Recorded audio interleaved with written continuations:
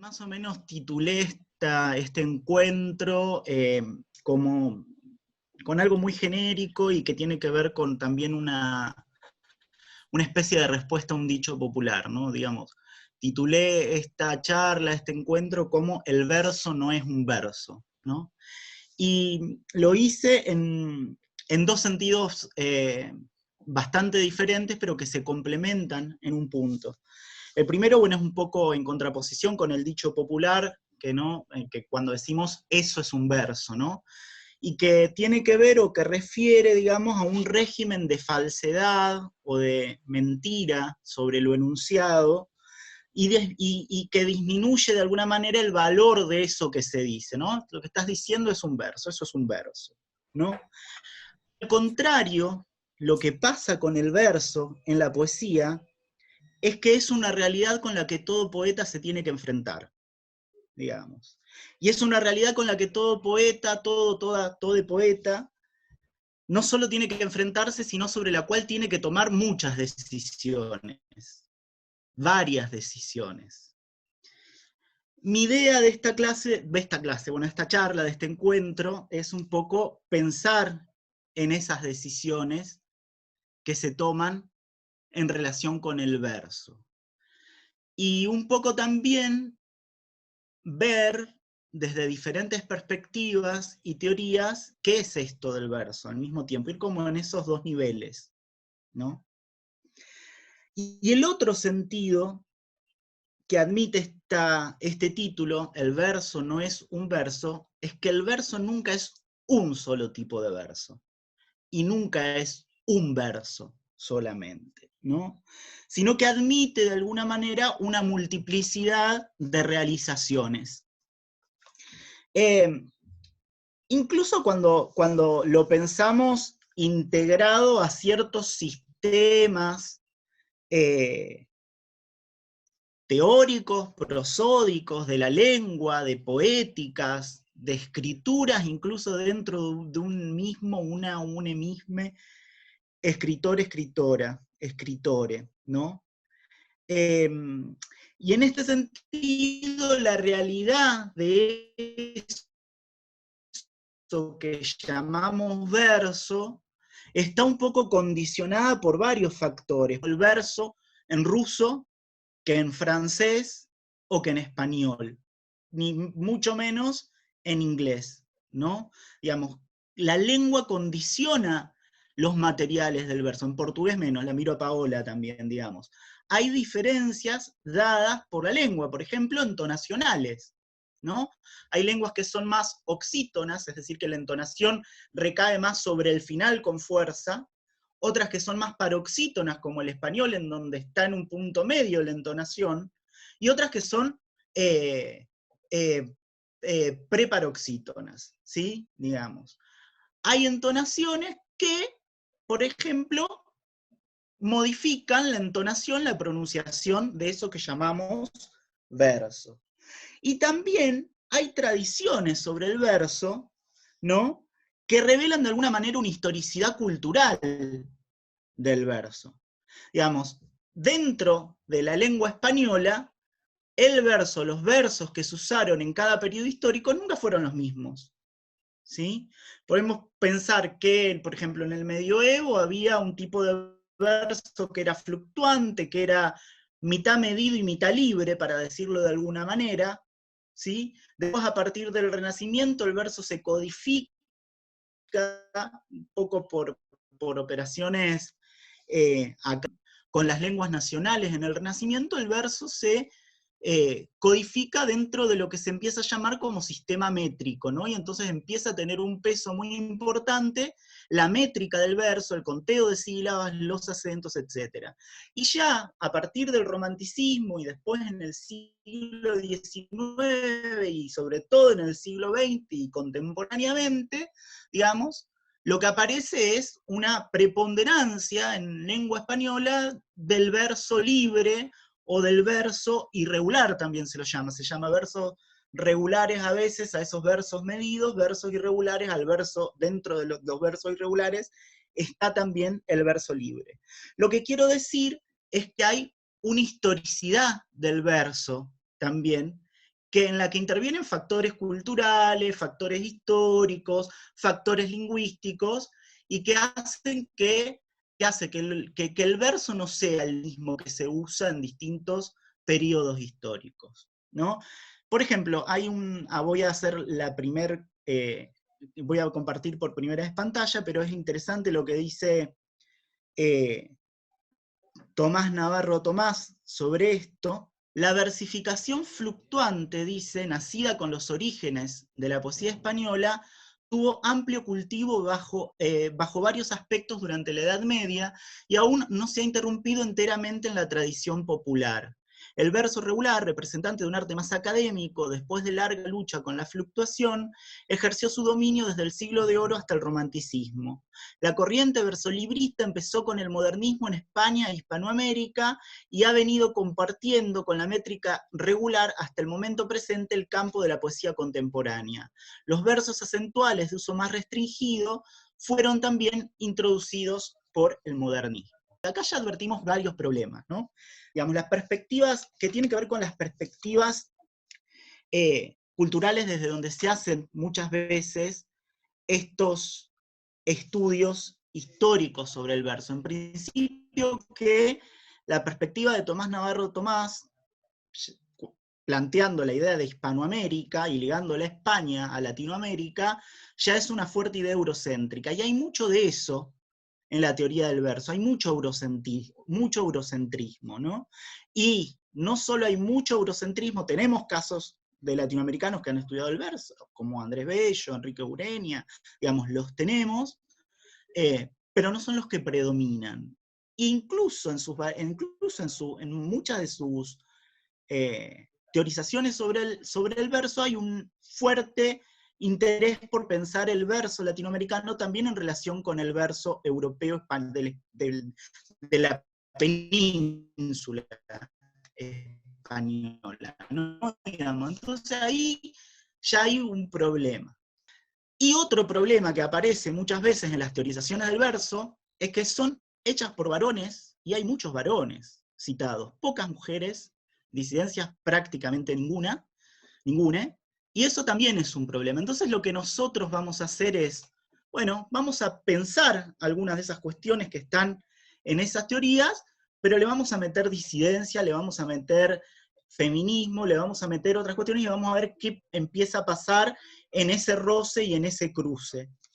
De hecho, la mayoría de los textos que fui seleccionando son textos feministas, son textos de mujeres, hay uno o dos varones que son Rubén Darío y Asunción Silva, que los vamos a traer los vamos a traer después. Por eso entonces el título, en cierta medida, ¿no? Digamos, en estas dos direcciones, pensando en que, por un lado, el verso no es un verso porque tiene que ver con una realidad, y por otro lado, pensando en que no hay un solo verso, ¿sí? Que hay una multiplicidad de versos. Pero al mismo tiempo de todos esos problemas que se abren en relación con el verso, en lo que yo me voy a detener, en lo que me voy a detener particularmente, no son tanto en los aspectos que tienen que ver con lo regular del verso, por ejemplo, con las conteos de sílaba, la métrica y todo lo demás.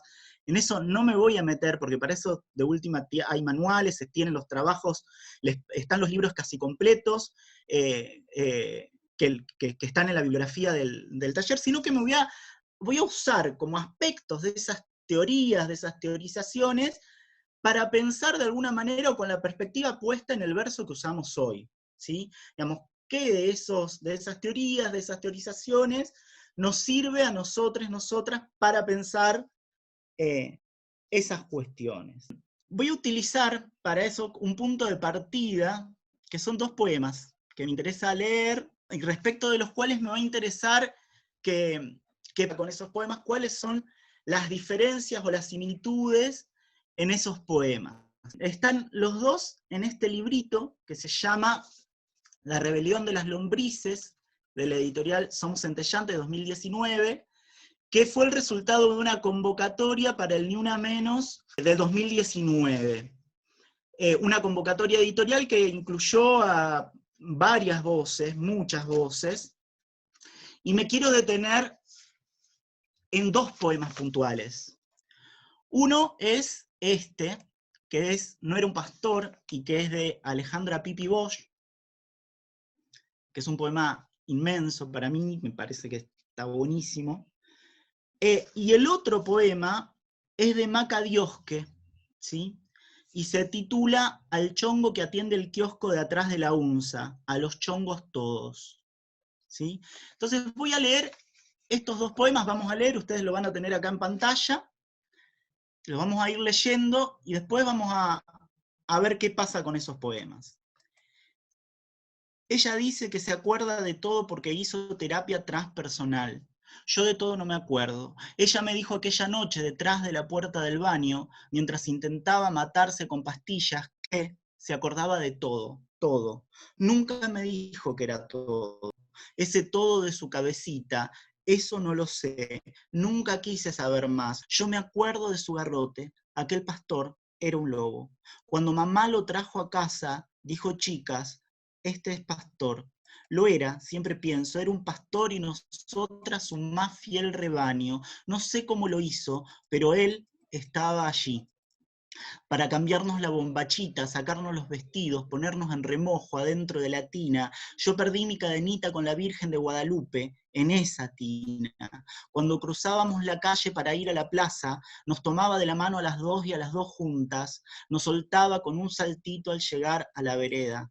A los caramelos nos lo ponía en la boca y nos sonreía, nos decía nenas, mis nenas. Por eso digo, ese pastor era un pastor, y solo algunas veces era el lobo. Me parece verme allí, al lado de su cama, tejiendo. Qué pelotuda me siento ahora. A veces cuando tejo me acuerdo. Primero me agarraba la mano y hacía tocar bien fuerte el garrote, y se reía. Mejor dicho, cerraba los ojos y sonreía. Después venía ella, pobrecita, y le pintaba los labios con la pintura de mamá, le ponía aros, le colocaba un turbante, jugaba la mamá con el lobo, ese olor a sexo y alcohol. Siempre borracho estaba mi pastor. Ella dice recordar todo, yo no hice terapia, mejor, ya con lo que veo, me alcanza para confundirme. Cuando tengo la verga de alguien en mi mano, pienso en esa sonrisa y hago fuerzas para poder comérsela sin culpas. Antes me parecía que era un asco mamársela a mi amor, a cualquiera de mis amores, pero ahora que ya sé y vi lo que hacen las manos y las bocas, no me apura ese recuerdo y me la doy toda, sin quedarme con nada en el tintero. Una vez, uno de esos machirulos filosóficos me dijo, naciste para ser la otra, nunca querés el compromiso. ¿Qué te pasó en la vida, piba? Yo le dije, parece, no sé, no lo recuerdo, no hago terapia, viste que mi padrastro nos cogía con los dedos, pero vos no te preocupes, que mi falta es de paciencia y no me distraigas, que tengo poco tiempo y me arde, papi.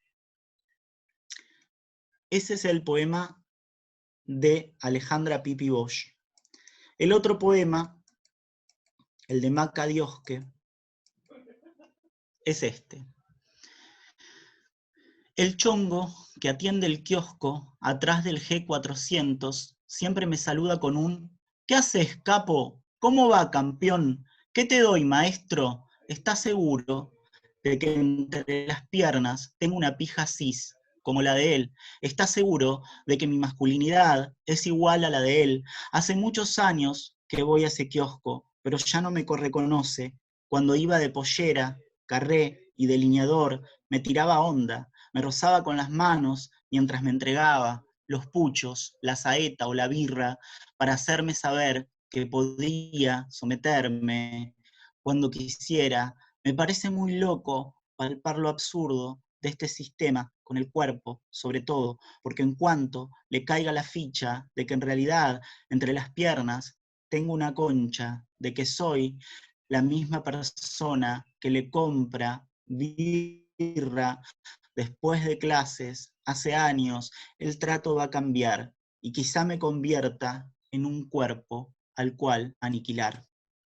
Hay varias preguntas para hacer después de la lectura de estos poemas.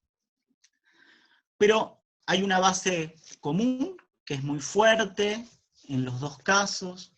Trabajan los dos con temáticas muy graves y muy serias en un punto. Pero la cuestión es, ¿dónde están las diferencias también entre estos poemas? ¿Hay alguna diferencia? ¿A ustedes qué les parece? La idea es que pensemos en esos dos poemas y en cuáles son las diferencias que ustedes notan entre esos dos poemas. Por ejemplo, el tono de esos poemas, ¿es el mismo? Esa es una pregunta, ¿no? La lectura de esos poemas, ¿obliga a lo mismo? Sí, no, ¿por qué? ¿Qué les parece a ustedes? A ver, acá Manu dice que me parecen diferentes, me generaron canales de emoción y pensamientos diferentes. ¿Y en dónde encontrás esa diferencia? ¿Cuáles son, bueno, cuáles son los canales de emoción y pensamiento diferentes por un lado? Y respecto de la entonación de esos poemas y de lo que obliga en la lectura de esos poemas, ¿es lo mismo? Creo que los dos hablan de situaciones cotidianas, empiezan con un tono de una forma liviano, pero el de Pipi entra al horror, ¿no? Como que hay un cambio de tono ahí, y creo que en el otro poema no se llega tanto a entrar, no sé, fue lo que sentí yo. Pero en eso como que lo que sentí yo es eso, que los dos tienen me parecieron similares en el sentido de un tono liviano en la descripción de cuestiones cotidianas, o de relaciones, en fin, y que se van poniendo más graves, ¿no? ¿Cómo leerías vos un poema o el otro? Digo, ¿qué te pasó en la vida, piba? Yo le dije, parece, no sé, no lo recuerdo, no hubo terapia, viste, que mi padrastro nos cogía con los dedos, pero vos no te preocupes, que mi falta es de paciencia. El chongo que atiende el kiosco, atrás del G400, siempre me saluda con un ¿qué haces, capo? ¿Cómo va, campeón? ¿Qué te doy, maestro? ¿Estás seguro? Yo noto que hay cierto, bueno, capaz que porque la conozco a la Pipi y a su voz, pero me parece que ella siempre habla desde un lugar como muy en relación a lo de su casa, ¿no? Porque está muy ubicado este horror del padrastro en el ámbito de lo íntimo, de lo infante, y por ahí el de Maca también hace cierta descripción y lo que al final termina siendo, a mi entender, una denuncia, ¿no? Como no soy eso que de la forma en que vos me estás nombrando, pero desde un lugar como más de la afuera, como que me parece que están muy graficado en esto de salir a la calle, ir al kiosco del barrio, y frente a este otro que es un poco quizá ajeno, establezco este poema. Y en lo de la Pipi, en el poema de Pipi sí me parece que hay una cuestión muy fuerte que, bueno, digamos, en cuanto al corte de verso me parece que establece más narratividad, como que es más narrativo el poema. Eso me interesa. A ver, ahí vamos. ¿Por qué ese corte de verso te da la sensación de más narratividad en uno que en otro? Y acá la pregunta sería, ¿el corte de verso y la extensión de cómo están trabajados esos cortes de versos incide en la lectura o no? Porque esa es una decisión que hay que tomar. Yo creo que sí, por supuesto, no sé, pero no sé si eso es algo objetivo, para mí es algo bastante personal. Siempre vamos a estar en lo personal, siempre acá, digamos. Uno puede jugar, yo podría haber leído el segundo poema de esta manera: el chongo que atiende el kiosco atrás del G400 siempre me saluda con un ¿qué haces, capo? Y sin embargo yo leí esto: el chongo que atiende el kiosco atrás del G400 siempre me saluda con un ¿qué haces, capo? ¿Se entiende la distinción? Porque ahí hay una decisión en la lectura que uno está haciendo.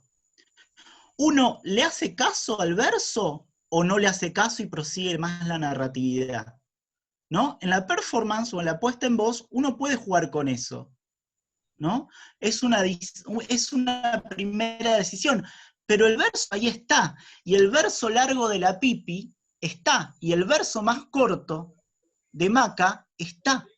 Hay una marca ahí, ¿no? Para mí, si bien ambos poemas enuncian y denuncian, el primero tiene, al menos a mí me generó este imaginario del cuento infantil, del lobo, del pastor, de la infancia y la historicidad y la intimidad de la poeta.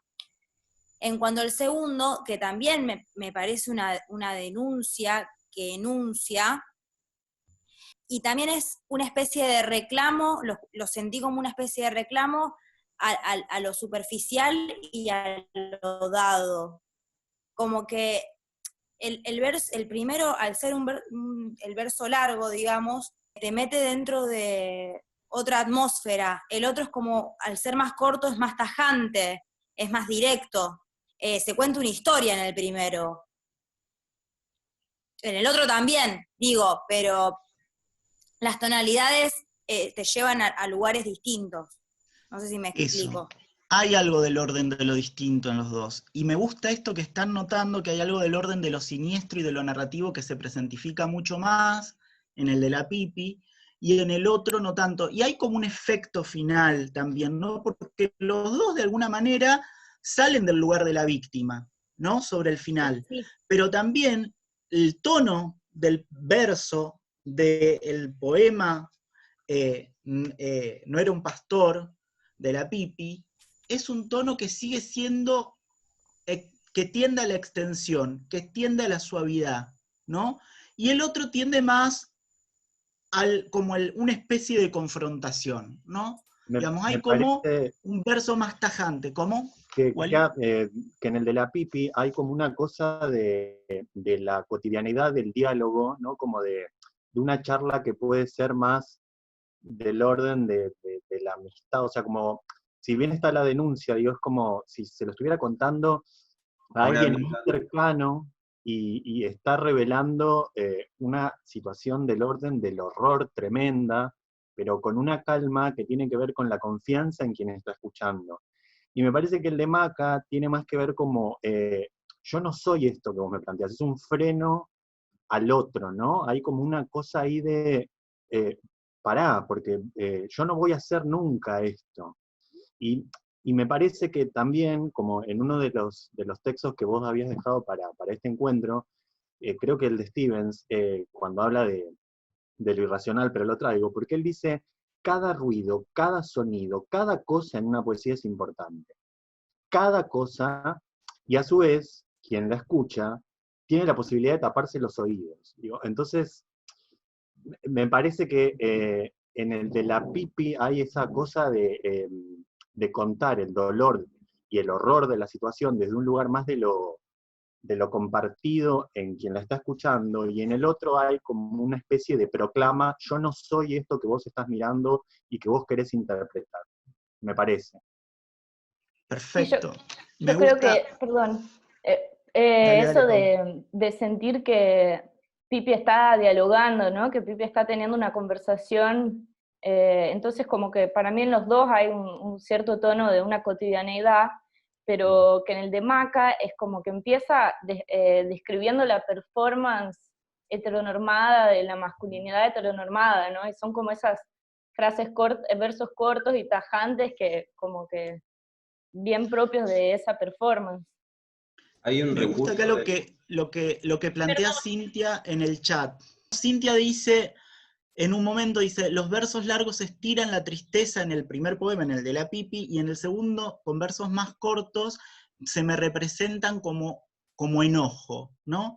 Digamos como que, y esto que decía Wally recién, ¿no? Todo importa acá. Que un verso sea más extenso que otro, que un verso se corte antes o después, tiene evidentemente alguna incidencia en esa percepción del tono, ¿sí?, que el poema está dando. Digo, es un elemento que está ahí, que no lo podemos obviar. Acá Jorge dice, el verso largo te permite una cierta permanencia en cada uno, el otro te lleva a otro impacto. no menor que el largo, pero sí diferente, digamos. Bueno, eso. Empezar a escuchar y a prestar atención primero a esas diferencias que estamos haciendo un poco ahora intuitivamente, ¿no? Sobre el verso, sobre cómo se usa el verso. Ahora la idea es empezar a desmenuzar esto y al final volver sobre estos dos poemas de nuevo, para ver cómo podemos reponer este recorrido que vamos a empezar ahora en esta vuelta a esos dos poemas.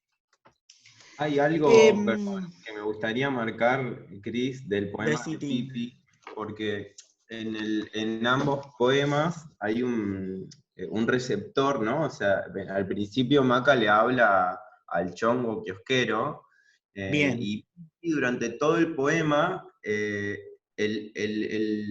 receptor de la comunicación es el lector, la lectora, el lectoris, y en el último verso da vuelta a todo y dice, y me arde, papi. Da toda una vuelta de alteridad, y al final, para mí el remate de ese poema es tremendo, porque se para desde un lugar infantil, pero desde una voz poética que lo puede ya enunciar y denunciar con todo el poema que escribe antes para decir, che, me arde, que quizá eso era lo que hubiese querido decir esa niña en ese momento, que no entendía esa situación, ¿no? Esa situación de horror que implica un abuso. Y cómo ella se apropia de un discurso, de su propio discurso infantil quizá, o de su propia niña, para al final del poema increparlo, me parece. Esa es como una lectura que yo hago. Sí, y al mismo tiempo lo que pasa ahí en ese me arde papi, digamos que arde papi es una frase tomada de la cultura, digamos, no es una frase de la Pipi que remite al repertorio musical, por un lado. Ese arde papi tiene me arde papi, tiene una cierta ambigüedad, porque ¿quién es el papi ahí? ¿No? Digamos, es ese amigo filósofo el que está poniendo en el lugar del padre y del abusador, pero ahora en el discurso, ¿sí? O es efectivamente, justamente al ponerlo en ese lugar, es traer esa voz infantil también, ¿no?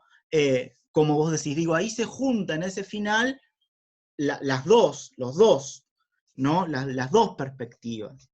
Pero lo que me interesa pensar en relación con esto, que venimos como viendo ahí a partir de los poemas, es que los versos tienen impactos y efectos diferentes, y que esos versos suponen, digamos, tomar un conjunto de decisiones y operaciones que tienen que ver con cómo vamos a trabajar con ese material, ¿no? ¿Cómo vamos a trabajar con ese recurso? ¿Qué hacemos nosotros con ese recurso? Nosotras, nosotres. Porque muchas veces, digamos, nosotros tenemos como automatizado la escritura, escribimos en verso, cortamos, pero bueno, digamos, ¿dónde cortamos el verso? ¿Por qué lo cortamos al verso? ¿Y en dónde lo cortamos? ¿No? Esas son decisiones que en principio hay que empezar a pensar y empezar a observar en lo que nosotras, hacemos, ¿no? Y lo primero que uno puede pensar ahí, bueno, bien, entonces, pero ¿y qué es esto del verso? ¿Qué es el verso? ¿Qué es un verso? ¿No? No solo qué es un verso, y eso podría ser una definición sobre la que nadie se ponga de acuerdo, de hecho hay diferencias en cómo se define el verso, sino cómo se reconoce un verso frente a otros usos del lenguaje. ¿Cómo sé que yo estoy ante un verso? Y además, ¿qué lo compone a un verso? ¿Cuáles son los elementos que componen a un verso? Y sobre todo al verso que nos interesa trabajar a nosotros, nosotras, nosotres. Digamos, eso es como un poco ahora lo que propongo que empecemos a pensar, ¿no? Cris, te quiero hacer una pregunta. Decime, Dora.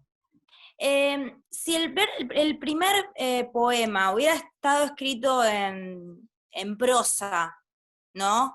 ¿Podríamos reconocer un verso dentro de la prosa, o estoy yéndome a otro terreno que no tiene sentido? No, no te estás yendo a otro terreno. Vamos a ver en los poemas en prosa qué pasa al final. En algunos poemas en prosa. Ahí lo vamos a ver y ahí creo que se va a responder tu pregunta en algún Perfecto. punto, ¿no? Aldrich Bielik dice esto del verso. El verso es un todo específico, una unidad sui generis del poema que lo diferencia de la prosa. El verso como una unidad mínimo o máxima que para Aldrich Bielik lo diferencia de la prosa. Eso como una primera idea, que hay que ver hasta dónde se sostiene, qué pasa, como decía Dora recién, en el poema en prosa o en la prosa poética también, ¿no? Ahí tenemos como un problema. Pero bueno, acá hay una primera definición. Tomás Navarro Tomás dice, el verso es una serie de palabras cuya disposición genera un determinado efecto rítmico. No es lo mismo, ¿no? Porque acá Tomás Navarro Tomás está pensando en que para que haya verso, tiene que haber un efecto rítmico. Y Aldrich Bielik, si bien después va a pensar en esto, ahora lo vamos a desmenuzar un poco más, piensa el verso como una unidad de distinción con la prosa. Aunque fíjense que Tomás Navarro Tomás dice inmediatamente que encerrar el concepto de verso en una definición sometida a conteo de sílabas, acentos y rima es erróneo también. Eso no es el verso, no es meramente el verso, eso tampoco, para Tomás Navarro Tomás. Entonces la pregunta acá frente a estas definiciones es, bueno, a ver, tenemos estas definiciones de verso, listo, las podemos adherir o no, vemos, hay otras también, pero ¿cómo reconocemos a un verso? Lo primero que hay respecto del verso es un reconocimiento visual, ¿sí? El verso se percibe como tal a partir de su realidad contextual, visual y gráfica en el poema. Además, nosotros vemos esto y decimos, esto es un verso. ¿Por qué? Porque no completa todo el renglón hasta el final y sigue abajo, sino que está cortado, tiene determinadas diferencias con otros tipos de escritura o de enunciados literarios, ¿no? Y de hecho, y acá está Santi, lo puede intervenir y corregir, ¿no? Pero Keiser supone que la etimología de la palabra verso viene de versus, que significa vuelta, línea o surco. ¿Quién es el autor, Cris, de que dice eso? Kaiser, ahí te escucho, ahí te escucho. Ah, ahí está, Kaiser. joya, gracias. Además de significar vuelta, línea, surco, también significa par de surcos. Y también significa el movimiento de ida y vuelta ejecutado por el labrador al labrar la tierra. Movimiento de ida y vuelta, ir y venir, ejecutado por el labrador al arar la tierra. Entonces, lo primero que nosotros tenemos como elemento para reconocer un verso, lo primero, que parece una cuestión sonsa, pero no es nada mínima, es ese reconocimiento visual. El verso es una especie de surco, ¿sí? Pero no es un surco aislado, sino que es un surco en un grupo de surcos. Es un surco, ¿sí? Dentro de un gran espacio que es el poema, el contexto del poema. Entonces ahí hay una primera visualización.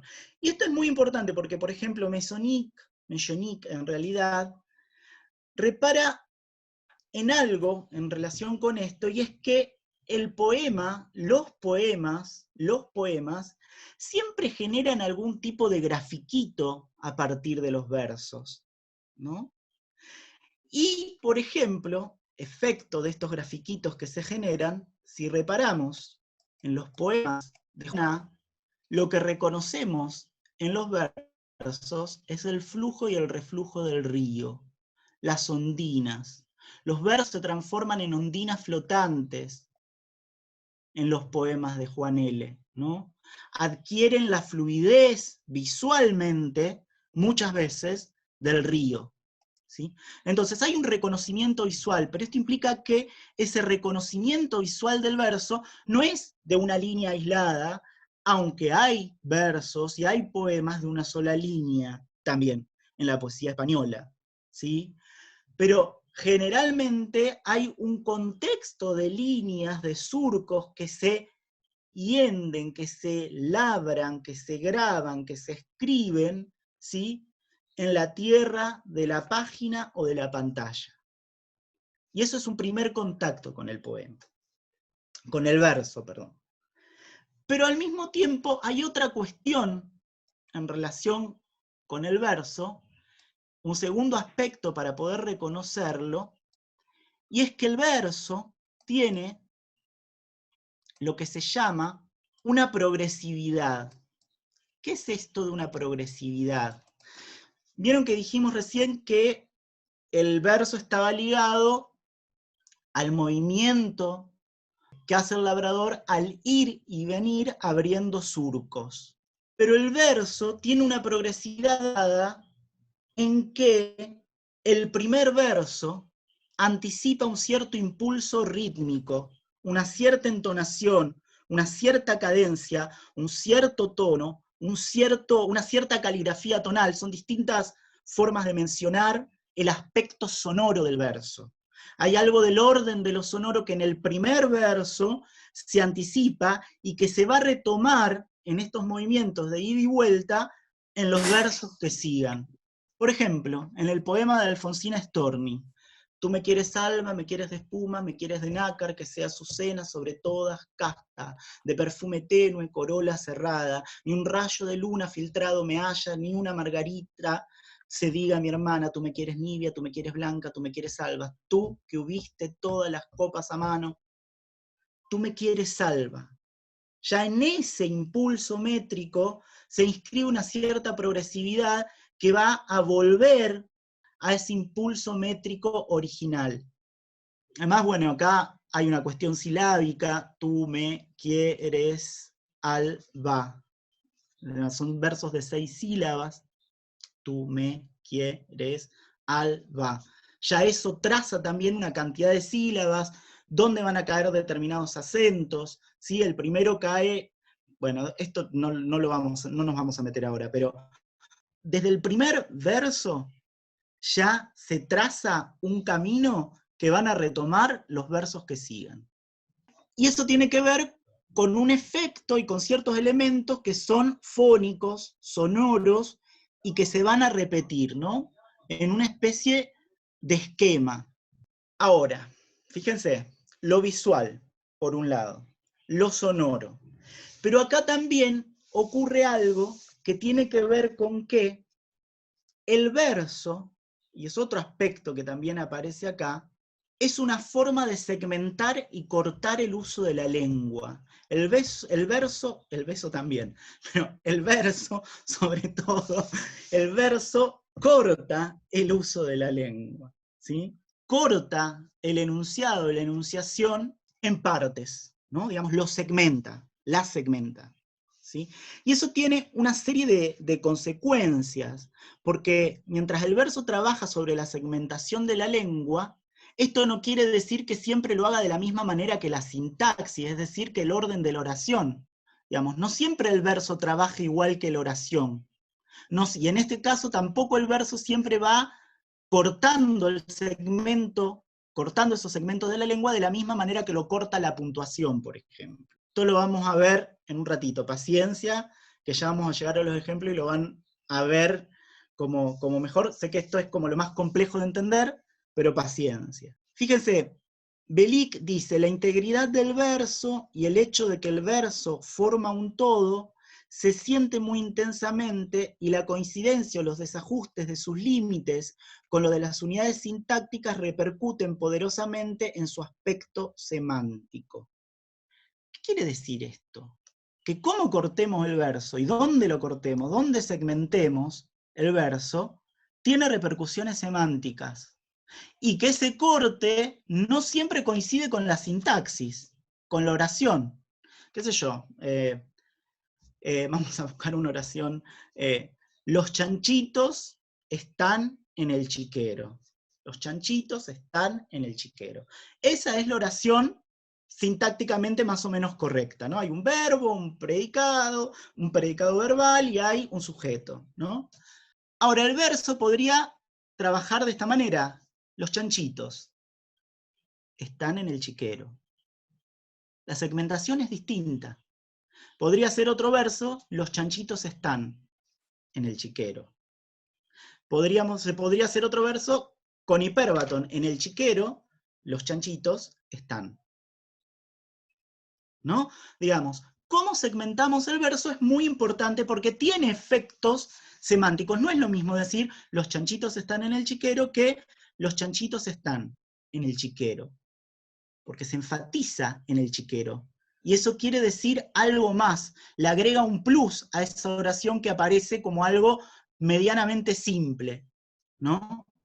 Digamos, ¿por qué se enfatiza en el chiquero? Vamos hasta ahí, ¿no? Como el verso no siempre va de la mano de la sintaxis, sino que muchas veces se generan tensiones, y a veces no. Digamos, hay múltiples relaciones del verso y del corte del verso, la segmentación del verso con la sintaxis, no hay una sola. Pero es algo a lo que hay que acostumbrar, empezar a acostumbrar y a prestarle atención con el oído. Al ser un modo de segmentación, el verso tiene límites y cortes. Y al ser un modo de la segmentación, pensemos en la página, y cómo se segmenta el verso en la página visualmente, el verso está sostenido en el vacío de la página. Y ese vacío de la página o de la pantalla es también una marcación de silencio. Por lo tanto, en el verso, la segmentación tiene que ver con la inscripción del silencio y de unas pausas que se marcan fuertemente en esa inscripción en la página. Sobre todo la pausa final del verso. El final del verso, el corte de verso, como se llama, es una pausa. Una pausa que está en el límite del verso y que traza el límite del verso. Ahora, que haya esa pausa ahí al final, no implica que uno no pueda desafiarla a esa pausa en el final. Esto lo van a trabajar un poco más, creo que con Caro o con Gaby, así que yo no quiero meterme mucho acá, pero sí reconocer que hay una pausa en el final y uno puede trabajar con esa pausa. Puede hacerle caso o puede no hacerle caso, incluso en la lectura. Pero ahí hay que tomar decisiones. ¿Sí? Lo importante es reconocer ese corte, esa segmentación que supone el verso y esa vacilación en el silencio en el que está siempre ese surquito de palabras. ¿Sí? Está sostenido ahí en el silencio. ¿Mm? Y ahora vamos a algo un poquito más complejo, porque vamos a ver estas pausas, cómo funcionan en el verso, y los elementos que se suponen que forman parte del verso. Esto es un poco más abstracto y complejo, pero lo vamos a ver con ejemplos, para que sea lo menos complejo posible. Ahora bien, fíjense acá. ¿Se ve cómo voy señalando? Esta parte final, ese es un verso, yo no puedo tenerte ni dejarte, ni sé por qué al dejarte o al tenerte, es de Sor Juana Inés de la Cruz, poeta mexicana que seguramente todos conocen. Traje, como verán, versos medidos y versos no medidos también para ver estas cuestiones, y en este caso el verso medido nos permite ver varios de los elementos del verso. Pero acá, en el final, yo no puedo tenerte ni dejarte, se genera lo que se llama la pausa final, o el corte de verso. Y es un corte fuerte y pronunciado. En el idioma español, generalmente, que es paroxítono, y sobre todo el final del verso generalmente es paroxítono. ¿Qué quiere decir esto? Que termina con una palabra acentuada en la segunda sílaba, no en la última ni en la primera. Dejarte, tenerte, confiarte. Generalmente en el idioma español pasa eso en el final del verso. No siempre, pero por lo general es una tendencia. ¿Sí? Y es una tendencia hasta entonacional. ¿Sí? Hay como siempre un acento fuerte en el medio del verso. En este caso, en sexta. Yo no puedo tenerte ni dejarte. ni sé por qué al dejarte o al tenerte, ¿sí? Digamos, en sexta se acentúa, ahí hay un acento fuerte. Entonces lo que empezamos a ver es que en el verso hay pausas finales, ¿sí? Pero hay al mismo tiempo acentos que se van repitiendo en algunos casos y que van marcando en su repetición una cierta tendencia, lo que se llama impulso rítmico, período rítmico. Tomás Navarro Tomás define el período rítmico como aquel que empieza a partir de la primera sílaba acentuada hasta antes de la última sílaba acentuada. Eso sería para él el período rítmico. Las dos sílabas, en este caso, y acá una sola, no acentuadas, a veces se la llama anacrusis, digamos, como una parte no sonora del verso, ¿sí? Y fíjense que además de esta pausa final, si yo leo estos versos, dicen, yo no puedo tenerte ni dejarte, ni sé por qué al dejarte o al tenerte. No sé si notan que hay como una pequeña pausa en el medio también, ¿no? Yo no puedo tenerte ni dejarte, ni sé por qué al dejarte o al tenerte. Hay una pequeña pausa que es lo que se llama cesura. Otra pausa, aparece otro silencio ahí en el verso, ¿no? Con el que se puede jugar. Como si el verso se segmentara al mismo tiempo en su interior.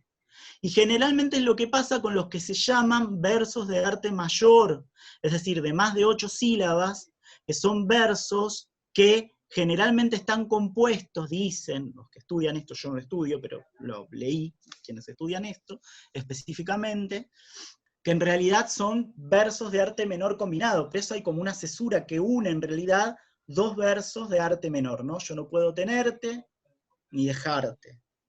Y al mismo tiempo, entre la pausa final, que es el corte de verso, y esta primera parte del verso que sigue, se da lo que se llama también periodo de enlace, que incluye la última sílaba no acentuada y la primera también no acentuada, más la pausa final del corte de verso. Eso se llama periodo de enlace y ahí se hacen distintos truquitos, como los encabalgamientos.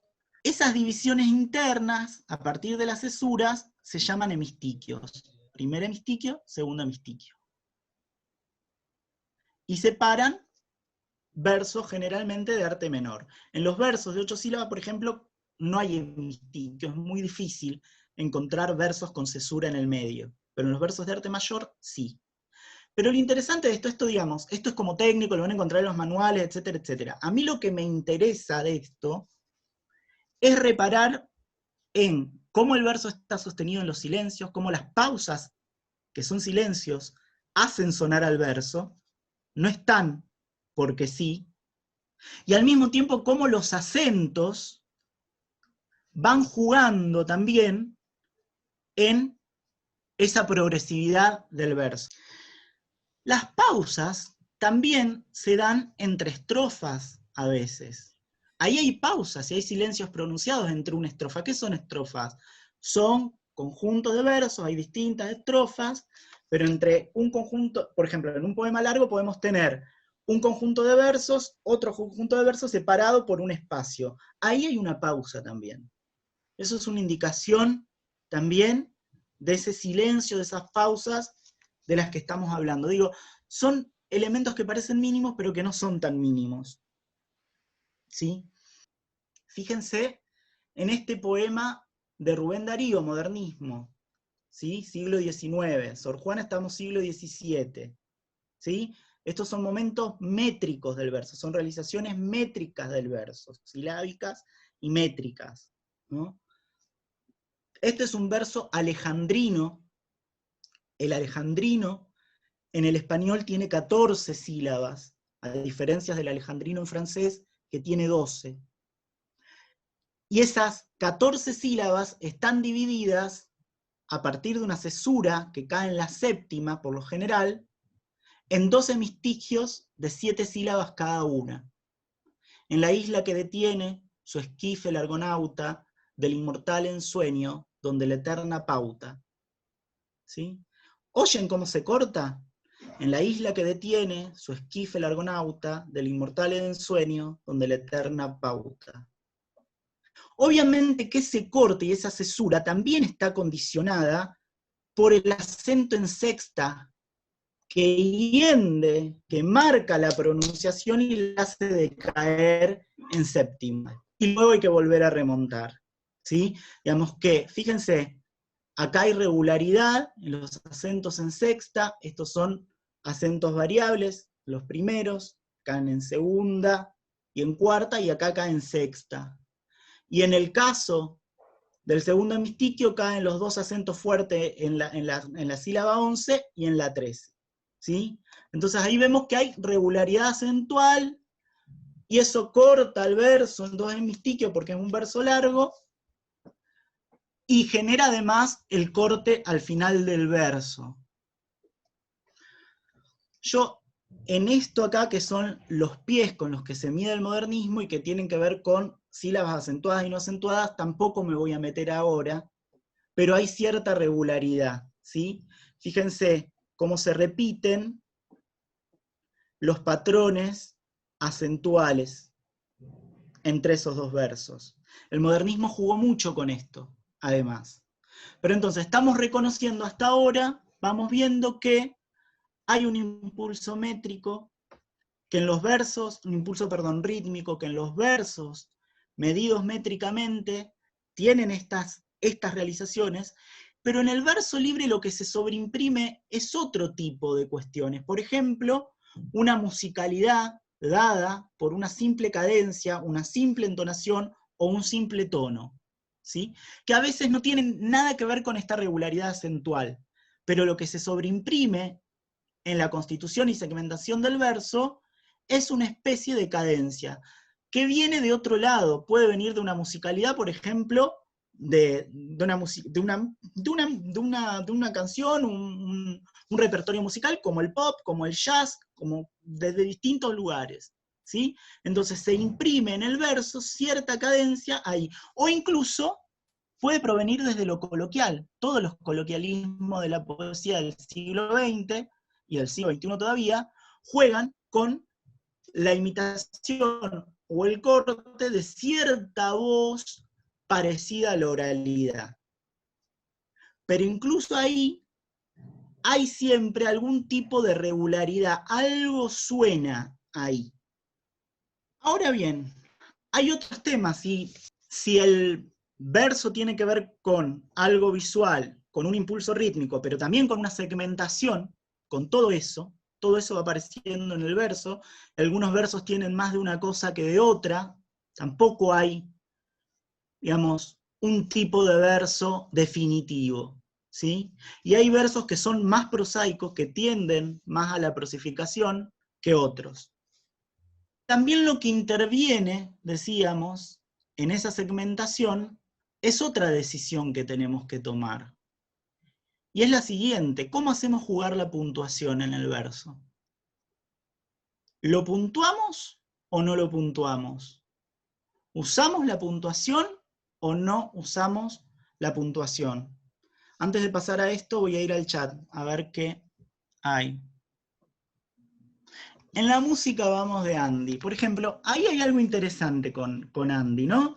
La musicalidad que aparece en los poemas de Andy, ¿no? Voy a hablar un poco al final sobre eso porque me interesa puntualmente, porque estamos en un momento en que esos elementos musicales del verso han pasado como a un segundo plano, y se tiende muchas veces al coloquialismo más estrecho, que no está mal, digo, no es peyorativo lo que estoy diciendo en absoluto, en absoluto, es otra forma de verso, que hay que pensarla también. Y en donde ahí también, ojo, que el corte de verso tiene implicancias muy importantes, que lo van a trabajar, seguramente lo va a trabajar Caro, con el texto de Levertov que está ahí citando Santi, y que tienen impactos en el nivel del sentido. Ahora, a mí lo que me interesa también que empecemos a pensar acá es no solo en el sentido, aunque también, sino también en el efecto sonoro del verso, en las posibilidades sonoras del verso, en todas las posibilidades sonoras del verso. Andy es como una rara avis, ¿no? En esto. Bueno, vos también, Gaby, tenés como cierta musicalidad en muchos versos, sí, sí, totalmente. Por eso digo, pensar la musicalidad, pensar el impulso rítmico, no ligado meramente a lo acentual, a lo métrico, al conteo de sílabas, sino también a otros repertorios culturales que aparecen, ¿no? Empezar a pensar eso también, cómo segmentamos en función también de esos repertorios, ¿no? Pienso en el punk, por ejemplo. Lo tiro así, nada más. No digo nada más que eso. Pero bueno, estaba hablando ahora, además, de esta tensión que se puede dar entre puntuar o no puntuar un verso. Hay algo que dice Belic en relación con el verso libre no puntuado que a mí me interesa mucho para problematizar esto, ¿no? Dice, en la versificación libre, la integridad del verso y el carácter específico de su estructura se ponen de manifiesto a veces por la supresión de la puntuación e incluso de las mayúsculas. Se subordina la segmentación sintáctica de esta manera a la versal, y el verso se percibe como una unidad autónoma en donde lo que importan son las señales gráficas y los cortes. ¿Qué quiere decir esto? Acá hay algo interesante que plantea Belic, digamos, cuando no hay puntuación en el verso, dice, lo que aparece ahí, fundamentalmente, ¿no? Es como el verso es una unidad autónoma, que se puede independizar de la sintaxis, ¿sí? Pero ojo, eso implica que si sacamos la puntuación, uno no tenga que atender y cortar a la marchanta en cualquier lado, ¿no? Digamos, obliga a tener un oído que haga que los signos de puntuación que no están, de todas maneras, de alguna manera, ¿sí?, empiecen a jugar también en esos cortes de verso a veces. O, si esos signos de puntuación no están y uno no quiere que jueguen, uno tiene que hacer que ese verso se perciba como tal en ese corte, ¿sí? Pero también advierte el mismo Belic que, a pesar de que para él esa sería como la máxima expresión del verso, como unidad de segmentación poética, que podemos estar de acuerdo o no, digamos, que la presencia de puntuación en el verso también tiene efectos. Es decir, cuando se produce la tensión entre el corte de versos y la puntuación en el medio va generando ciertos efectos. Y acá me gustaría leer un poema de Perlonger. Érase un animal. Acá lo que me interesa es que tratemos de percibir entre todos, todas y todes, cómo cuando hay puntuación y cuando no hay, se produce como una tensión, ¿no? Y cómo se producen diferencias también. Empecemos a oír.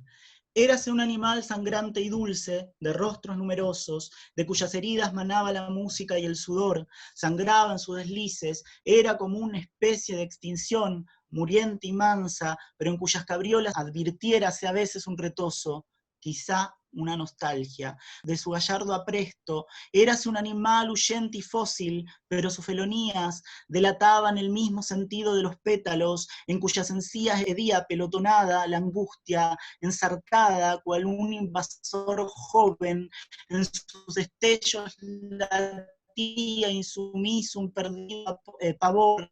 Cuántos adverbios y adjetivos atrapa a su estela, la envolvente, mala vida la tuya, mal sosiego su terquedad, en una desventurada abertura, oh instrumentos de viento donde se agitan los pezones, aullados, ululados a la luz de una música china, galpones desfondados donde no halló resuello la virtud, enjambres desprolijos, érase y érase, galanes rubios, arrastraron como estandarte su fulgor, pisándole los flecos, era un animal atado y turbio, de fervientes desdichas, alimentado por el polvillo de los rubíes y el sonido de las colinas.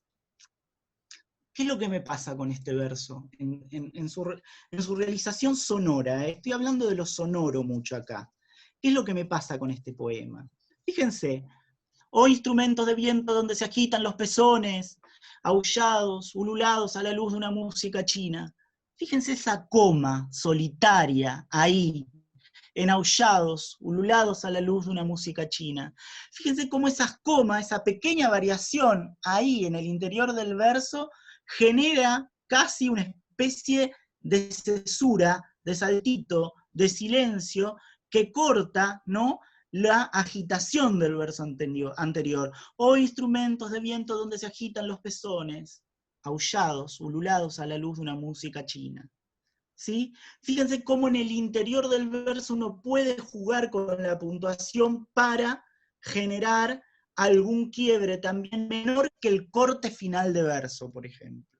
¿Sí? Y al mismo tiempo, como en las partes en donde no hay puntuación, ese corte final de verso es como muy determinante. Érase un animal sangrante y dulce, de rostros numerosos, de cuyas heridas manaba la música del sudor. No se lograría percibir la cadencia si yo no pusiera ahí ese corte de verso. Érase un animal sangrante y dulce, de rostros numerosos, de cuyas heridas manaba la música y el sudor.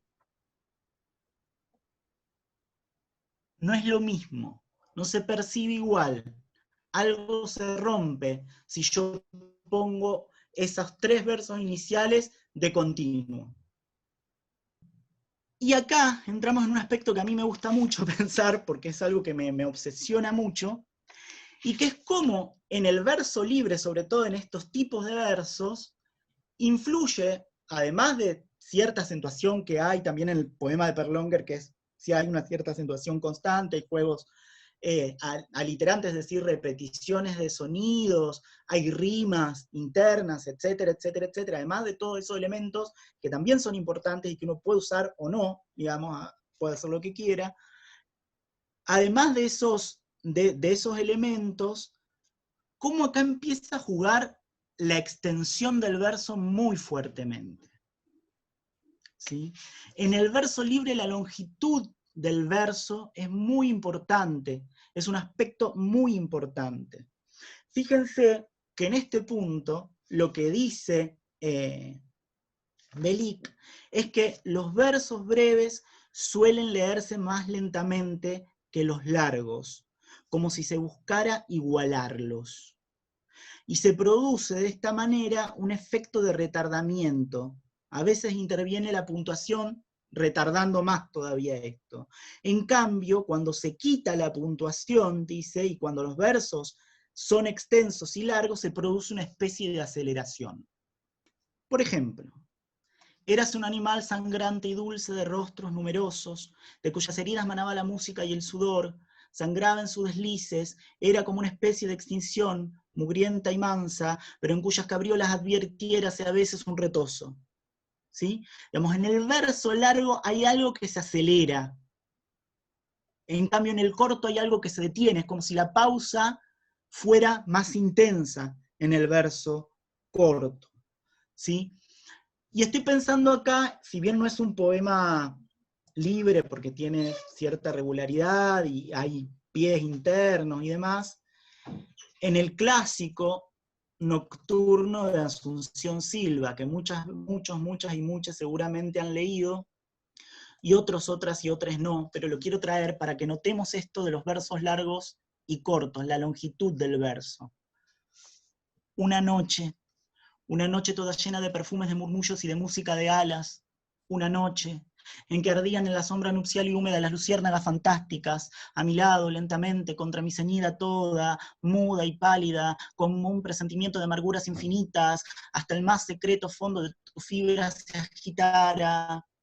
Por la senda que atraviesa la llanura florecida, caminabas, y la luna llena, por los cielos azulosos infinitos y profundos esparcía tu luz blanca, y tu sombra, fina y lánguida, y mi sombra, por los rayos de la luna proyectada, sobre las arenas tristes de la senda, se juntaban, y eran una, y eran una, y eran una sola sombra larga, y eran una sola sombra larga, y eran una sola sombra larga. Esta noche,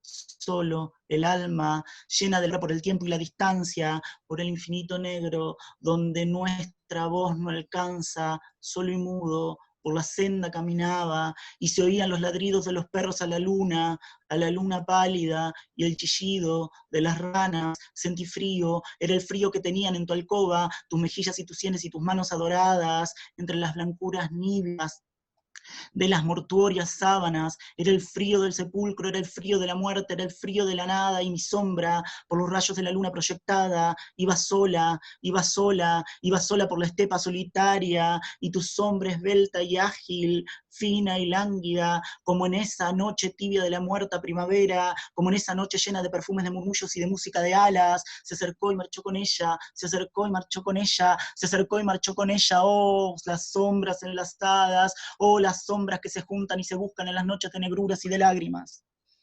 Bueno, ahí ven, digamos acá, además hay efectos rítmicos de acentos, hay pies que son iguales o más o menos iguales, hay una cierta armonía entre los pies y hay otras cuestiones que tienen que ver con la anáfora y con la repetición que va como expandiendo incluso una misma oración. Iba sola, iba sola, iba sola por la estepa solitaria. Ven cómo ahí ese corte extiende una situación, ¿no? La alarga, la prolonga y la acelera en el verso más largo. Iba sola, iba sola, iba sola por la estepa solitaria. ¿Sí? ¿Se oye eso? ¿Mm? Entonces ahí vemos cómo esa variación en la longitud de los versos, pero además acá, digamos, con el juicio de oído de Asunción Silva, contando acentos, pensando en la musicalidad y demás, produce estos efectos de aceleración y de retardo de los versos que son muy importantes. Y en los poemas en prosa, que me preguntaba antes Dora, por ejemplo, el poema en prosa tiene como característica siempre que es una especie de tensión entre lo característico del poema, que pueden ser muchas cosas, lo característico del poema, pueden ser el verso, puede ser la imagen, puede ser la metáfora, pueden ser la invención de una retórica diferente, digamos, hay como distintas posiciones sobre qué sería lo específico del poema o no. Una caligrafía tonal, como propone Ana Porrúa, por ejemplo, digamos, hay diferentes formas de pensar qué sería o no lo característico, o una de las características del poema. Pero siempre como una tensión que deja al poema en prosa, perdón, en una especie de tensión, de indiferenciación entre la prosa, porque efectivamente está de corrido, pero hay ciertos procedimientos que corresponden a la poesía y que aparecen allí, ¿no? Y que al mismo tiempo no están narrando nada, y no están produciendo, o sí, hay una narración mínima, pero muy mínima, pero fíjense acá, apenas un pedacito, cómo aparecen ciertos cortes que reponen cierta versificación, cómo reponen cierto verso en el interior de la prosa, ¿no? Había un palacio diminuto con fuentes y doncellas que corrían entre los chopos de agua perfumados con el olor del agua. Uli quiso meter un dedo en el mar.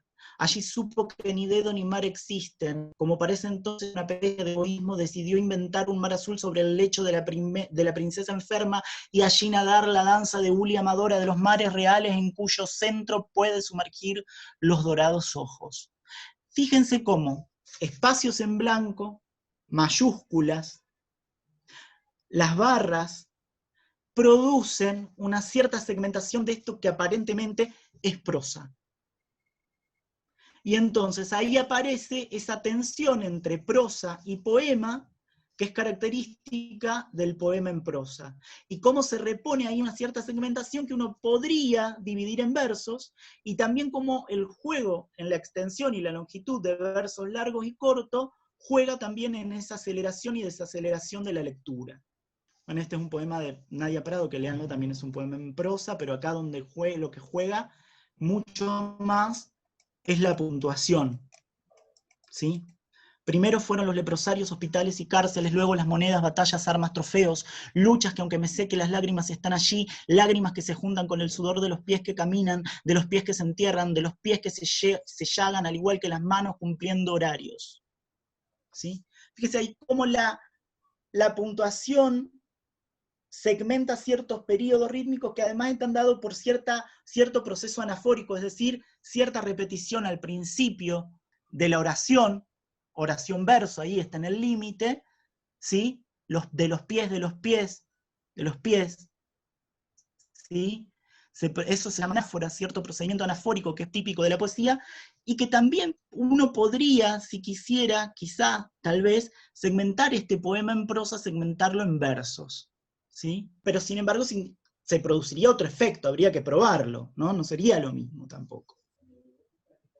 Bueno, pero van viendo cómo hay recursos para segmentar las mayúsculas, la puntuación, el corte al final del verso, cómo en el interior del mismo verso un signo de puntuación a veces establece también un pequeño tambaleo, una pequeña cesura que genera un efecto sonoro y un efecto de sentido también. Eso me parece como que vayamos viendo como esos recursos. Bueno, quiero terminar con la lectura de un poema más, con algo que dice Wallace Stevens. Este es un poema de Flavia Garione. Fue un año duro para los sentimientos cuando manejaba hacia el trabajo, sintonizaba la radio, perros muertos al costado de la ruta, experimenté sentimientos que nunca, me sentí perdida, desconfié de la poesía como máquina de verdad, venenosa como víbora en la piedra. Sé que ustedes por momentos también, sé que les hicieron daño y que internet llegó para confundirlo todo. Nos creímos todos amigos en un parque de diversiones, no era real, estábamos atrapados por una retórica mayor, una red, campos magnéticos, trasladándose por el océano, conexión y electricidad se instalan en la mente. Sé que sufrieron, más que yo incluso, pero no puedo medir el sufrimiento como si fuéramos víctimas. A decirles quiero, no estamos solas, hagamos de la fuerza algo grande, tomémonos de las manos, energía transferida de donde la poeta la consiguió. Me interesa mucho esta idea del poema como energía transferida de donde la poeta la consiguió, porque tiene mucho que ver con esta relación que propone Wallace Stevens en el elemento irracional, en la poesía, que tiene que ver con esa relación y esa transacción que se da entre la realidad y la sensibilidad del poeta, ¿no? Como si en esa transacción entre la realidad ubicara una cierta energía. Y de hecho, Stevens en un momento dice que las manifestaciones irracionales del elemento irracional en la poesía, pues si el elemento irracional es simplemente energía poética, deberá encontrarse donde sea que se encuentre la poesía.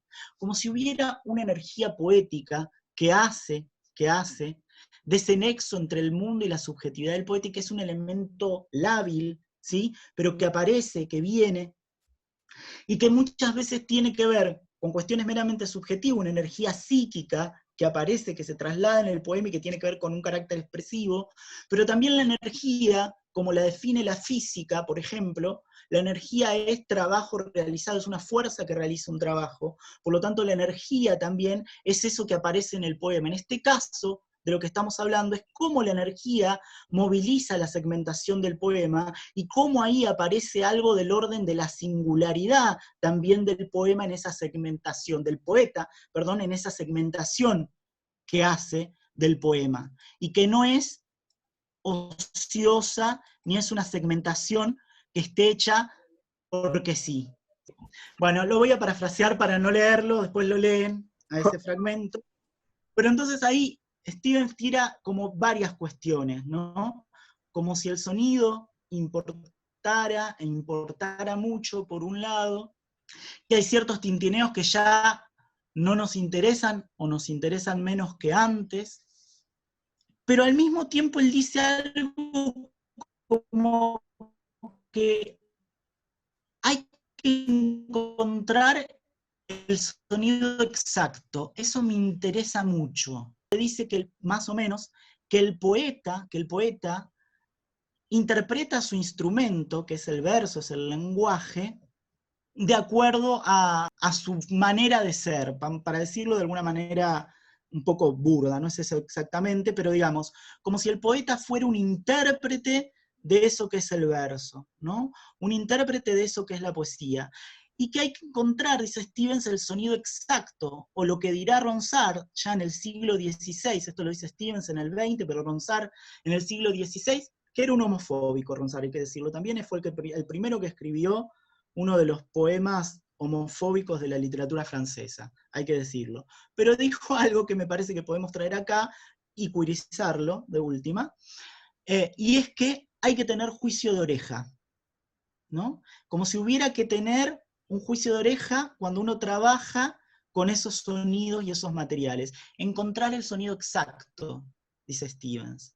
Pero encontrar el sonido exacto con el que cada uno, una, se sienta más cómodo, cómode para trabajar.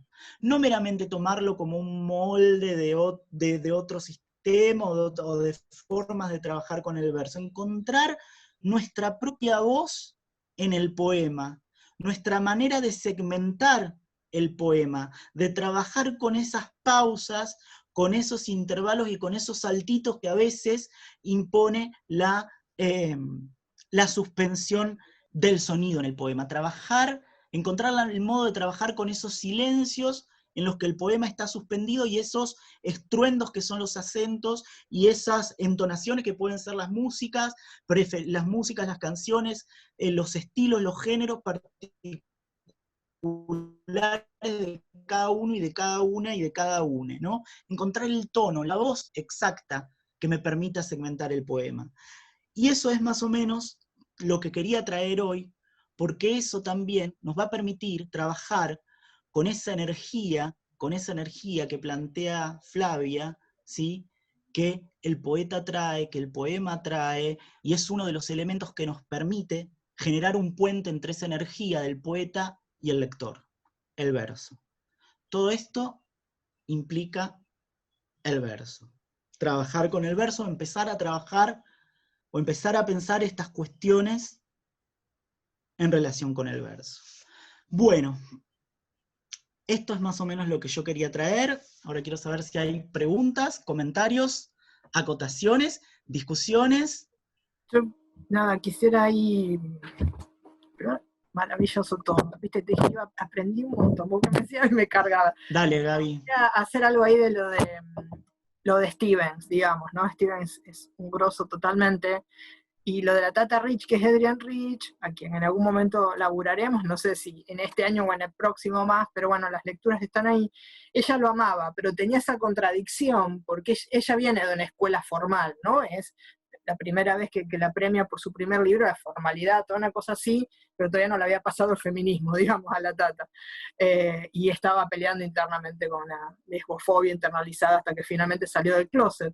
Y después en algún momento se amiga con Stevens, porque lo termina de entender, pero ella ya hizo todo un camino, digamos, podía ver, y ella ya escribió, hizo otras cosas y ensayo, incluso creo que era la última edición de los poemas completos de Stevens, trae un prólogo que escribió en su momento la Tata, pero es interesante como ella dijo, bueno, ¿qué hago yo encontrando la palabra justa, el sonido justo para decir algo que no sé muy bien qué es lo que carajo quiero decir, digamos, ¿no? O cómo le pongo como una carga más ideológica, esa realidad, digamos, no que no sea tanto lo irracional, sino traerlo como una realidad y más ahí importante, ¿no? Pero bueno, eso tuvo que ver con su cruce con el feminismo, digamos. Lamentablemente los textos, creo, tengo que buscar, los que tienen esos diálogos con Stevens no están traducidos, pero yo puedo pasar a quien por ahí le interese algo. Así que, nada, quería sumar para no dejarlo.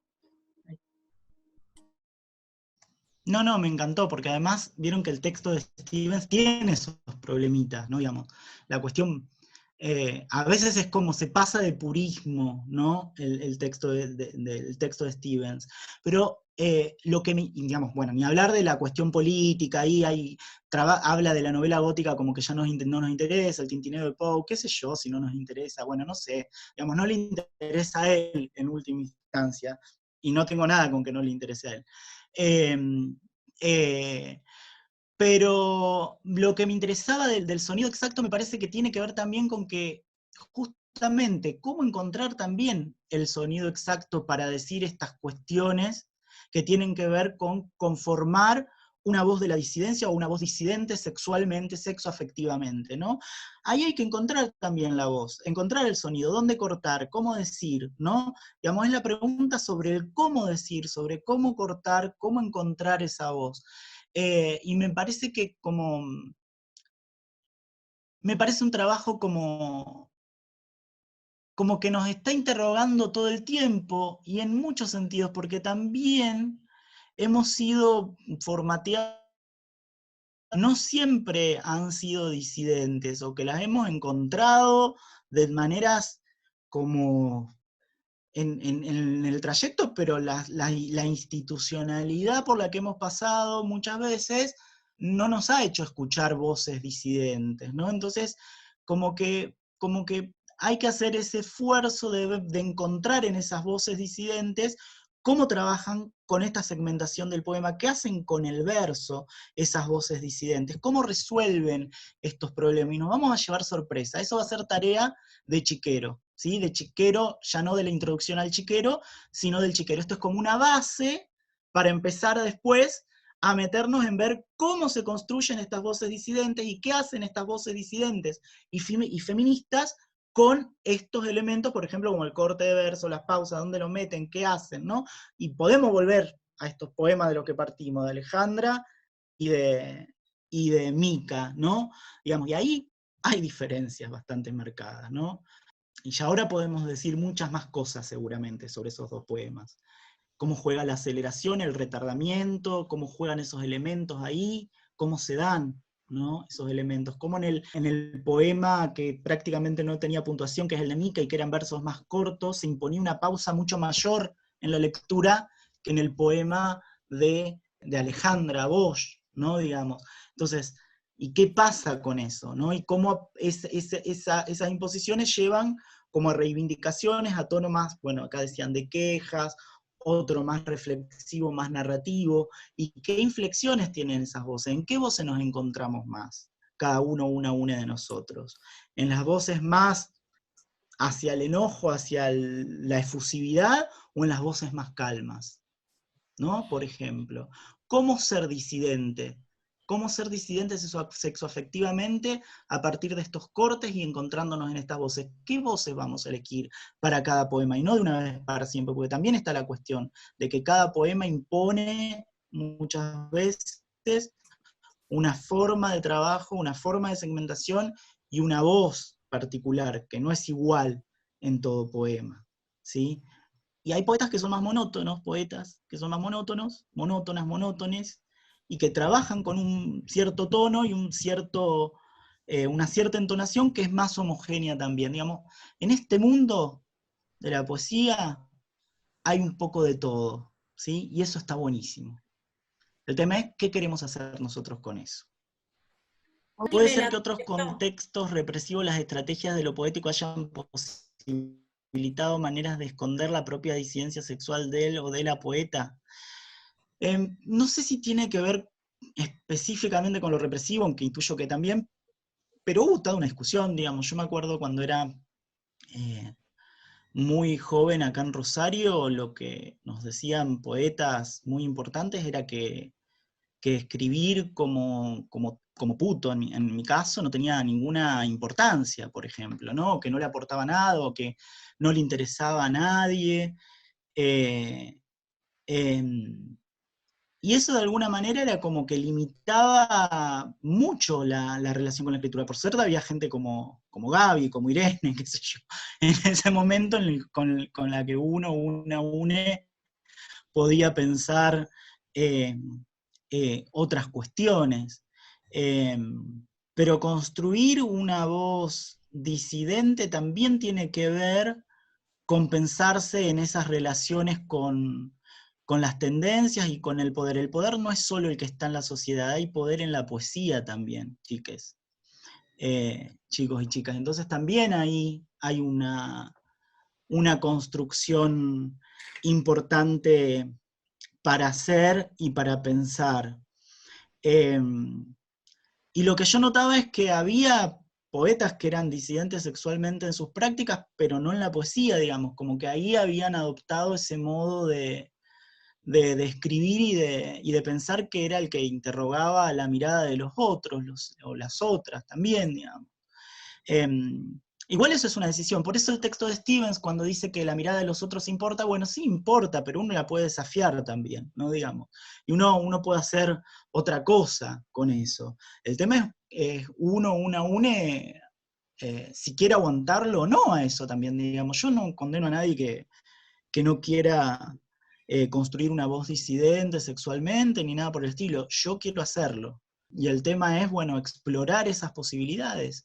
Y un poco también esa construcción es un poco en desafío a esa cierta normalidad y normativización del campo también, digamos, del campo poético, de la poesía, sobre todo rosarina, en la que yo ingresé hace muchos años ya atrás, y en la que estaba esto ahí como en juego, como una gran discusión, ¿no?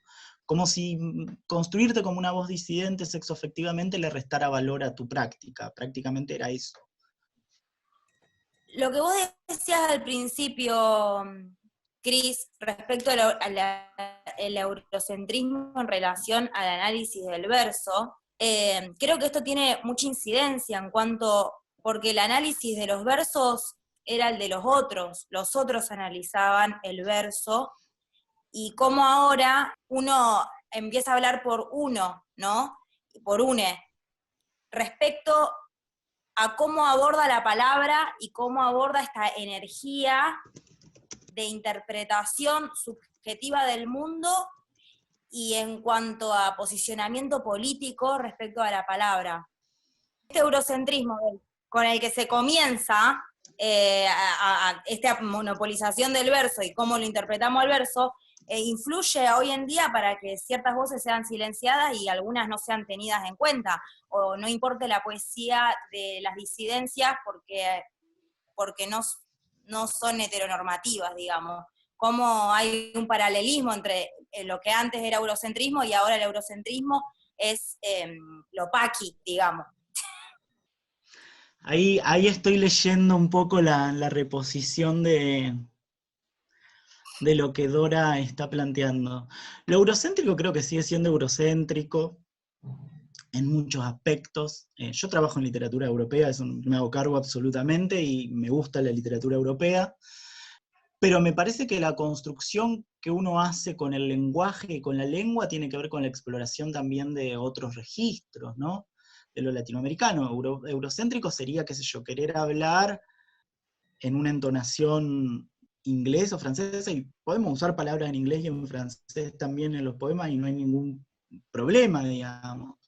También me interesan mucho las exploraciones, a mí en lo particular, me interesan mucho las exploraciones que tienen que ver con cierto lenguaje y con cierta lengua del orden de lo coloquial en el rioplatense, digamos. Cómo se traducen en esas lenguas muchos de nuestros problemas. Eso por un lado. Me parece como que ahí hay algo del orden de la lengua, ¿no? Y que tiene que ver también con el uso de qué español vamos a usar, el español de la península o el español rioplatense. Eso también es muy importante, ¿sí? En nuestras disidencias. Y está bueno esto que decís, porque puede que haya un arrastre del machismo en el eurocentrismo, ¿no? Fue una cultura escrita generalmente por varones que opacaron a mujeres que escribieron y que produjeron arte durante mucho tiempo.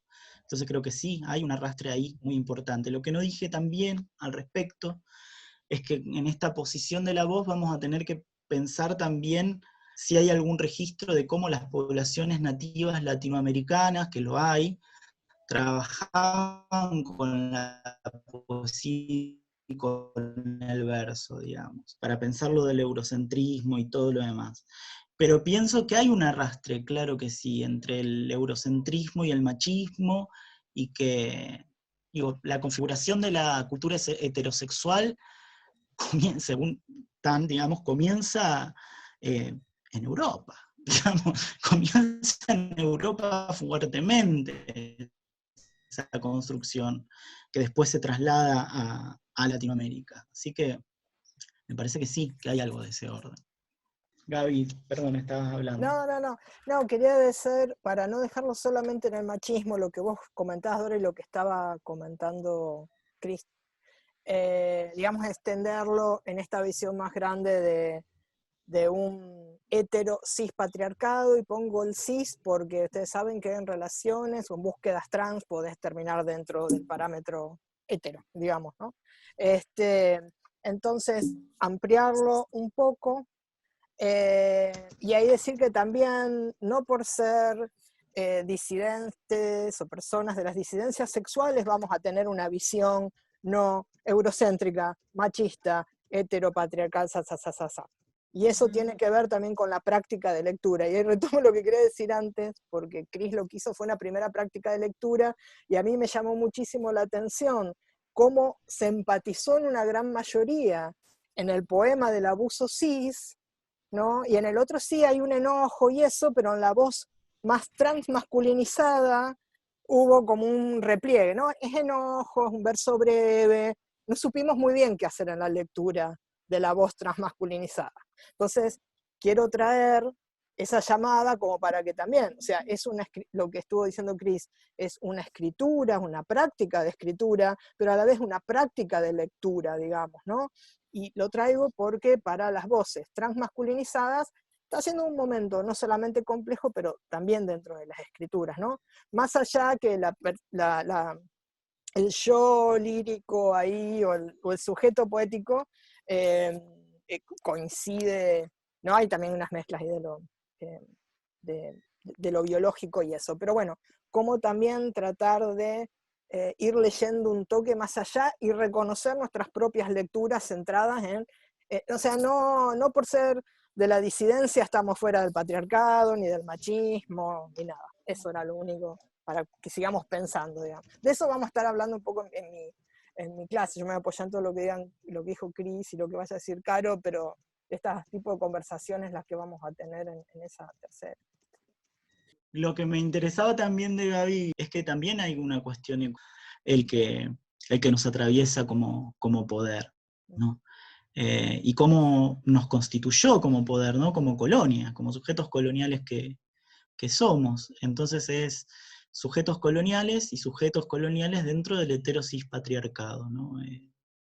Eso es como importante. Y bueno, pensar cómo construir poemas que también vienen de ese sistema heterosis patriarcal capitalista, ¿no? Digo, los sistemas poéticos vienen y están atravesados también por eso. Bueno, es cómo encontrar la propia voz, el propio modo de hacer algo con eso que tenga que ver con nosotros y con nuestro deseo, y no con el del poder.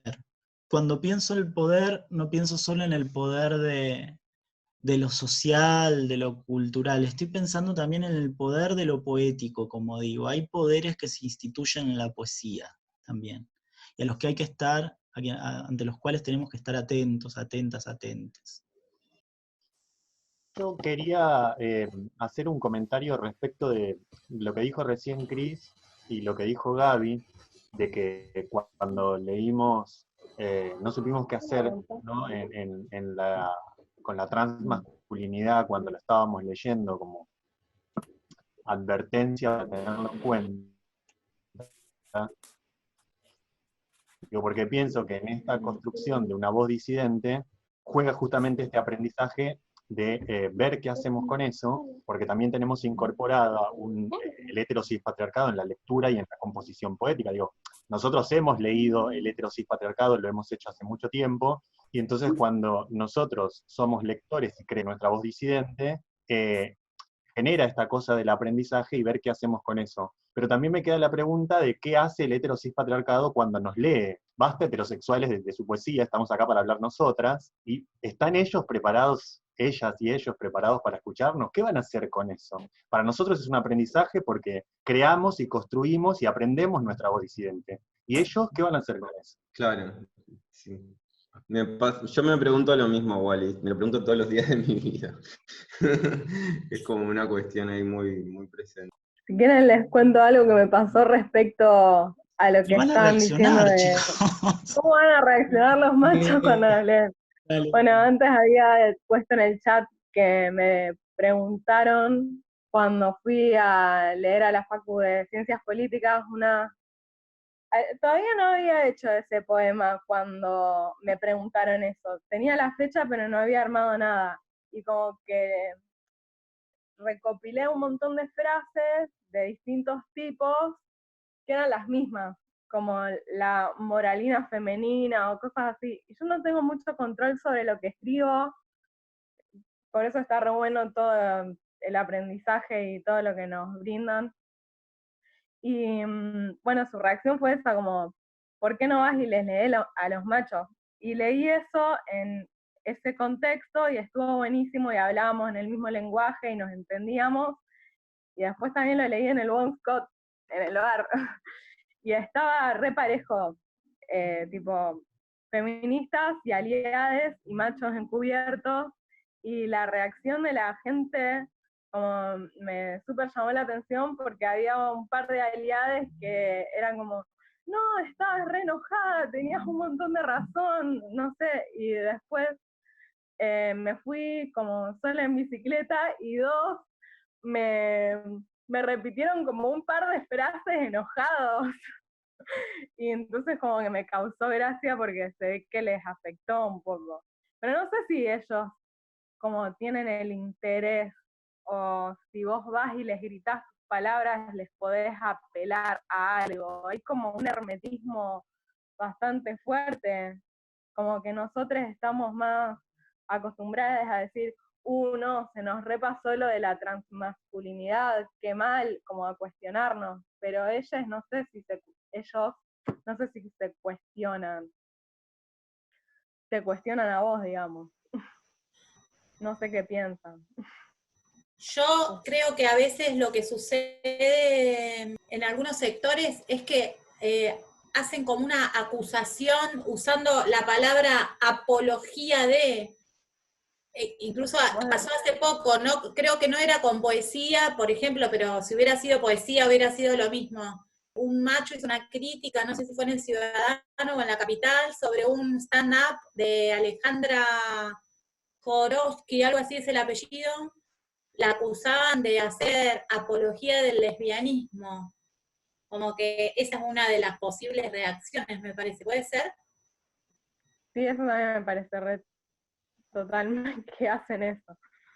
El periodista susodicho pidió disculpas en el diario y me encantó, pues fueron todas las periodistas cis las que postearon y dijeron, qué bueno, muchacho está aprendiendo. Y digo, chicas, vos podés creer, vos vas a aplaudirle, sí, un primer paso.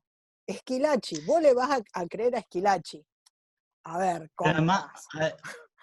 Pero además la respuesta que dio para mí se embarraba más. No me gustó nada la respuesta. Totalmente, bueno, pésima. Porque insistió con lo mismo. Exacto. Insistió con explicar lo que había querido decir. Sí. Nada, no insistas. Decir me equivoqué, disculpate y listo. No volvás a insistir con lo que quisiste decir porque no tiene sentido. Estaba equivocado. Entonces, ¿qué? ¿Hay que entenderte lo que querías decir? No. Pero bueno, en fin. Sí, creo que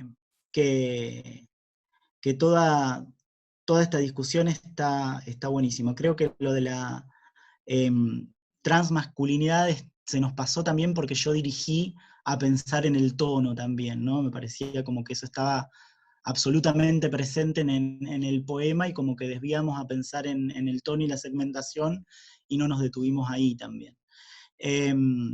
Creo que fue también como una cuestión de guiado mío hacia otro lado y bueno, qué sé yo, a mí me ha pasado gente que se levantó enojada y se fue de una lectura mía porque decía, no sé, pija en el poema, no sé, por ejemplo. O con el mendigo de mi vida, hay gente que se me levantó y se fue enojadísima en los bares. Creo que vos estabas, Caro, esa noche. Sí. A mí una vez me bajaron de una varieté porque mi poesía no era apta para todo público. Sin saber ni qué escribía, digamos, porque pensaban que era feminista lo que escribía y podía herir la susceptibilidad de los padres y de los niños. Y simplemente me dijeron que me bajaban media hora antes del evento. Bueno, pero mira, y acá estábamos, y a lo contrario de lo que dice Stevens, de que hay que escribir pensando en los otros, mirá si escribíamos pensando en los, las y les otros, ¿dónde estaríamos? Estamos acá, ¿no? Digamos. Bueno, eso. Estuvo buenísima la clase de Cris, por supuesto que yo también aprendí, obviamente, y tengo mucho para aprender y pienso que tengo mucho para desaprender también, y esa es una tarea que que siento que me compete también en muchos sentidos. Y bueno, en la clase mía vamos a retomar alguna de estas cuestiones por ahí más técnicas, con otros ejemplos, con otro tipo de poemas, y vamos a ir tratando también de buscar, ¿no? Eso, de buscar la propia voz, también creo que hay que relajarse un poquito con eso. Es como que por ahí no hay que exigirse eso, es como que uno habla, ¿no? Y bueno, y esa voz, bien que digo, va a venir sola. Yo pienso que hay que tener sí cierta conciencia de algunos recursos, de cómo construimos, de dónde vienen las sonoridades que usamos, ¿no? Estos versos que construimos. Y me parece re interesante todo esto de hablar de las disidencias y de cómo se puede construir una sonoridad en ese sentido, o si es que hay una, o si es que hay que hacerla, o si de dónde la iremos a rescatar.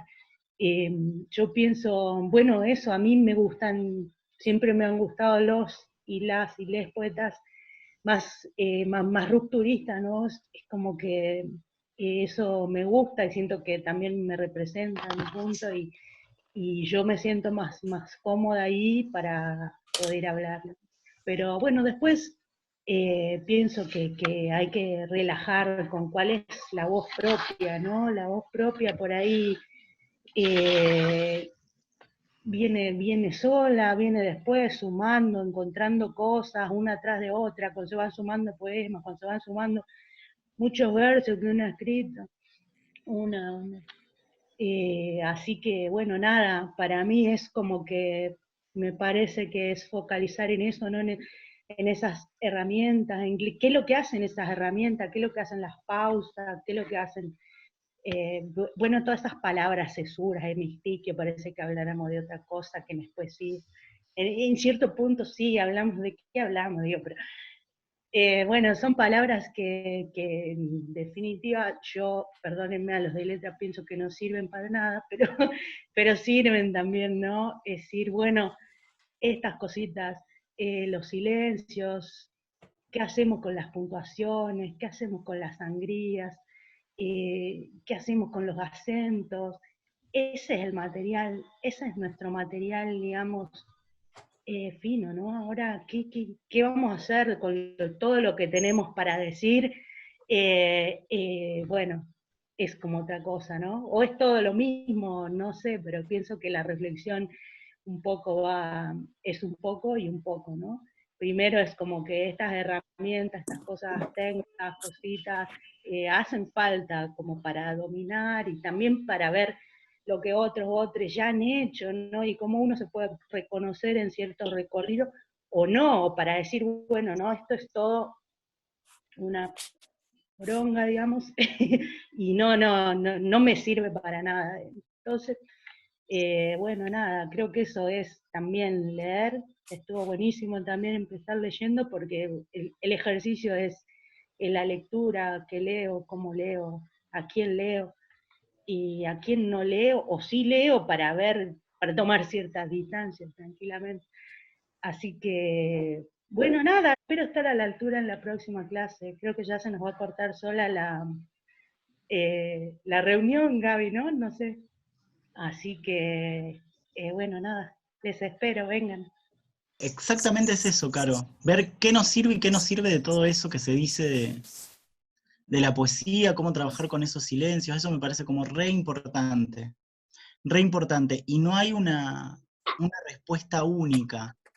Cada uno, une, va a agarrar de ahí algo que le va a servir y va a descartar lo que no le sirve. Y esa es la tarea. Y por ahí me quedé pensando en lo de la construcción de la voz, que a mí particularmente me interesa bastante, pero no en el sentido de que hay una sola voz que construir también, ¿no? Sino que hay muchas voces, que tenemos muchas voces que construir, ¿no? Digamos, es como más que construir una voz, quizás lo que hay que rectificar ahí es escuchar cuáles son esas voces que nos atraviesan y qué podemos hacer. ¿Qué podemos hacer con esas voces, ¿no? Y esa es la tarea. Eso me parece que es como lo que todos, todas, todes vamos a hacer. De acá hasta que terminemos de escribir. Eso va a ser así. Bueno, gracias, Cris. Estuvo genial el taller, clase, charla. Aprendimos un montón. No, gracias a ustedes, gracias a ustedes.